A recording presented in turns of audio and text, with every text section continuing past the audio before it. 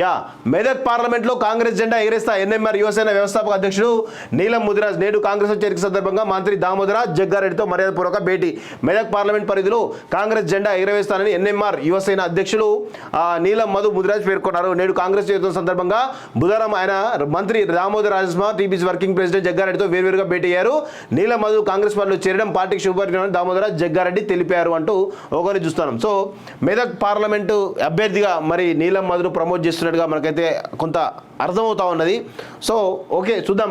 నీలం మధు కనుక ఆల్రెడీ పటాన్చేరు నుంచి ఎమ్మెల్యే టికెట్ ఆశించి బీఫామ్ అనౌన్స్ అయిన తర్వాత బీఫామ్ వచ్చే టైంకి మళ్ళీ టికెట్ చేంజ్ కావడం జరిగింది. సో తర్వాత మళ్ళీ బీఎస్ నుంచి పోటీ చేసి దాదాపు 45,000 ఓట్లు రావడం జరిగింది. ఇప్పుడు ప్రస్తుతం మరి మెదక్ ఎంపీ పార్లమెంటు అభ్యర్థిగా మరి కాంగ్రెస్ పార్టీ బరిలోకి దిగేటువంటి అవకాశాలు బలంగా ఉన్నట్టయితే మనకైతే తెలుస్తోంది. చూద్దాం ఏమవుతుందో. యా మెదక్ పార్లమెంట్లో కాంగ్రెస్ జెండా ఎగరేస్తా ఎన్ఎంఆర్ యువసేన వ్యవస్థాపక అధ్యక్షుడు నీలం ముదిరాజ్ నేడు కాంగ్రెస్ చేరిక సందర్భంగా మంత్రి దామోదర జగ్గారెడ్డితో మర్యాదపూర్వక భేటీ. మెదక్ పార్లమెంట్ పరిధిలో కాంగ్రెస్ జెండా ఎగరవేస్తానని ఎన్ఎంఆర్ యువసేన అధ్యక్షులు నీలం మధు ముదిరాజ్ పేర్కొన్నారు. నేడు కాంగ్రెస్ చేరిక సందర్భంగా బుధవారం ఆయన మంత్రి దామోదర రాజస్మ టీపీసీ వర్కింగ్ ప్రెసిడెంట్ జగ్గారెడ్డితో వేర్వేరుగా భేటీ అయ్యారు.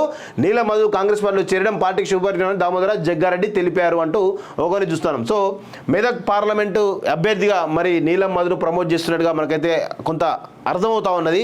సో ఓకే చూద్దాం. నీలం మధు కనుక ఆల్రెడీ పటాన్చేరు నుంచి ఎమ్మెల్యే టికెట్ ఆశించి బీఫామ్ అనౌన్స్ అయిన తర్వాత బీఫామ్ వచ్చే టైంకి మళ్ళీ టికెట్ చేంజ్ కావడం జరిగింది. సో తర్వాత మళ్ళీ బీఎస్ నుంచి పోటీ చేసి దాదాపు 45,000 ఓట్లు రావడం జరిగింది. ఇప్పుడు ప్రస్తుతం మరి మెదక్ ఎంపీ పార్లమెంటు అభ్యర్థిగా మరి కాంగ్రెస్ పార్టీ బరిలోకి దిగేటువంటి అవకాశాలు బలంగా ఉన్నట్టయితే మనకైతే తెలుస్తోంది. చూద్దాం ఏమవుతుందో.